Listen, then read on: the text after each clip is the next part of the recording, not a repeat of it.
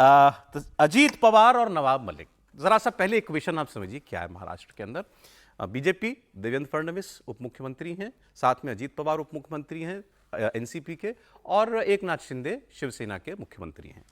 अब जब ये नया अलायंस बना था, अजीत पवार इधर आ गए थे, तो बहुत सारे लोगों को अपने साथ एनसीपी के लेकर के आए थे। वो झगड़ा बड़ा लंबा चढ़ा था, आपको याद होगा शरद पवार के साथ उनका। अब लेकिन ये कह सकते हैं आप कि बाय एंड लार्ज पार्टी लगभग उन्हीं के हाथ में आ गई है। अब उसमें एक नेता है नवाब मलिक। नवाब मलिक पहले शरद पवार के लॉयलिस्ट थे, शुरुआत से ये शरद पवार को ही मानते हैं अपना नेता। लेकिन जब पार्टी टूट गई और शरद पवार लगा सबको कि कमजोर पड़ गए, ये लोकसभा इलेक्शन से पहले की बात मैं कर रहा हूं, तो नवाब मलिक को भी लगा कि भाई अब सब कुछ तो अजीत तो विपक्ष एक साइड बैठता है, तो ये विपक्ष की जगह सत्ता पक्ष के साथ आकर के बैठ गए, एनसीपी के एमएलएस के साथ, अजीत पवार के एमएलएस के साथ आकर के बैठ गए थे। यह देखकर देवेंद्र फडणवीस को बड़ा बुरा लगा। क्यों बुरा लगा? क्योंकि देवेंद्र फडणवीस और बीजेपी ने इन्हीं नवाब मलिक को दाऊद इब्राहिम का साथी तक बता दिया था। ये जेल गए थे मनी लॉन्ड्रिंग के मामले में, एक महिला का घर कब्जा करने के मामले में।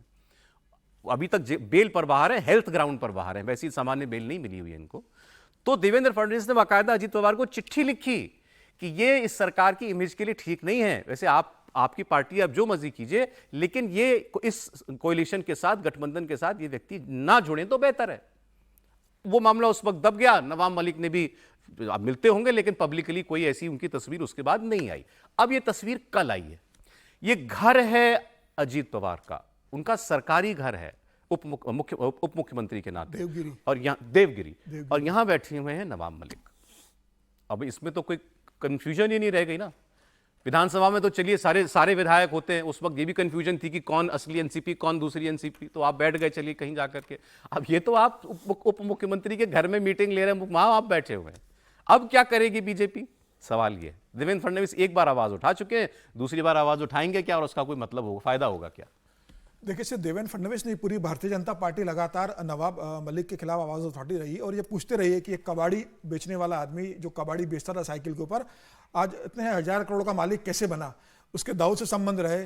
भारतीय जनता पार्टी के विधायक विधानसभा के अंदर नवाब मलिक पे आरोप लगाते थे कि एक दाऊद के आदमी को मुख्यमंत्री बना के रखा हुआ है शरद पवार ने, शरद पवार के दाऊद के साथ कनेक्शन है। अब वो नवाब मलिक जब राष्ट्रवादी कांग्रेस जो अजीत पवार के पास आ चुकी है और अजीत पवार के साथ जुड़ जाते हैं, अजीत पवार की बैठक में शामिल हो रहे हैं। और अजीत पवार आज भारतीय जनता पार्टी की सरकार के अंदर वित्त मंत्री भी है, उप मुख्यमंत्री भी है। तो भारतीय जनता पार्टी को पता है कि आने वाले समय में चुनाव में जाना है, और जिसके खिलाफ वो लगातार विधानसभा में उस सड़क पर आवाज विरोध करते रहे, उसके साथ भारतीय जनता पार्टी कैसे जाएगी। भारतीय जनता पार्टी के कार्यकर्ता भी इस बात से नाराज है। लेकिन अजित पवार जानते हैं कि एक नवाब मलिक का एक बड़ा वोट बैंक एक रिएक्शन है। अच्छा, इनका मतलब इनका कुछ जनाधार भी है एक विधानसभा क्षेत्र में, तो नहीं, एक विधानसभा क्षेत्र में नहीं है, मुस्लिम जो है मुंबई के अंदर के मुस्लिम, उसमें इनका अच्छा खासा दखल है। सुधीर मुनगंटीवार का एक रिएक्शन है, बीजेपी के नेता, उनका एक रिएक्शन आया, जरा इस मामले पर सुनिए। बताया गया, उसका उत्तर दिया गया जब देवेंद्र जी ने इस विषय को लेकर एक पत्र जारी किया। अजित दादा को पत्र लिखा था कि महायुति में आप जिन पे गंभीर आरोप है, ऐसे लोगों को महायुति में मत जोड़ो। अब उस विषय को लेकर अभी वो अजित दादा के बैठक में थे क्या, उनको निमंत्रण दिया गया था, या वो खुद होकर चले गए, ये तो जानकारी मुझे नहीं है। कोई निवेदन लेके वहां गया, रिप्रेजेंटेशन लेके गया होगा, तो पता कैसे चलेगा? क्या आप लोग को मंजूर होगा या फिर आप लोग का पुराना स्टैंड कायम रहेगा कि जिस पर इतने गंभीर मामले में उसे पार्टी में न लिया जाए? स्टैंड राइटिंग में दिया है, तो ये बात ही नहीं आती भैया। राइटिंग में पत्र दिया गया है। अच्छा, ये सुधीर जी जो बड़ी मजेदार की बात है इनकी, बच के निकलना चाह रहे हैं। किरीट सोमैया और सुधीर मुनगंटीवार तो वो नेता है कि जब ये विधानसभा में जब आते थे नवाब मलिक, तो ये गंगा जल लेकर चले गए थे। कैसे भ्रष्ट आदमी के आ गए तो गंगा जल को धोना पड़ेगा।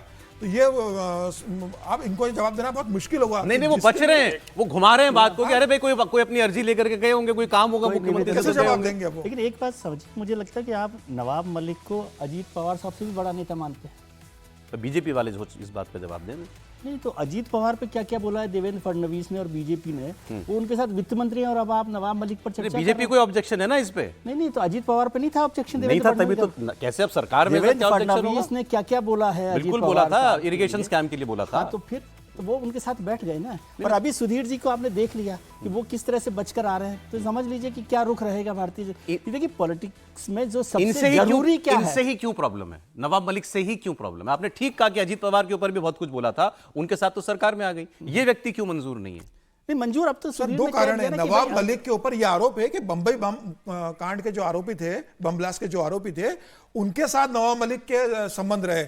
दाऊद इब्राहिम के लोगों को नवाब मलिक ने अपने यहाँ रखा है। दाऊद इब्राहिम ये आरोप बंबई है। में प्रॉपर्टी हैंडल करने वाला नवाब मलिक है। नवाब मलिक दुबई में और पाकिस्तान गया था इसका बेटा, तो दाऊद इब्राहिम के लोगों से मिला हुआ था। जो दाऊद इब्राहिम ये की एलिगेशंस हैं इनके ऊपर। नहीं, प्रूव भी है। दाऊद इब्राहिम की जो बहन कास्कर, बंबई में जो प्रॉपर्टी है, वो नवाब मलिक प्रॉपर्टी के पार्टनर है आपस के अंदर। तो ये सब चीजों को लेकर मुझे लग रहा है कि आरोप लगे हैं। बीजेपी बड़े मतलब कमजोर विकेट पे है इस पर। Last comment. नहीं, मुझे लगता है कि भारतीय जनता पार्टी के लिए बड़ा सुंदर अवसर आया है। साथ ले लिया था, चुनाव हो गए हैं, लोकसभा चुनाव ने ये बता दिया है कि एकनाथ शिंदे उनके लिए बहुत बहुमूल्य है, अमूल्य है। लेकिन अजीत पवार उनके लिए, आप जब पानी उफन आया हो, जब अच्छी तैराकी की जरूरत हो, तो उसी वक्त आपका साथी एक को तैरने की बजाय आपका पांव पकड़ ले। अजीत पवार वो है।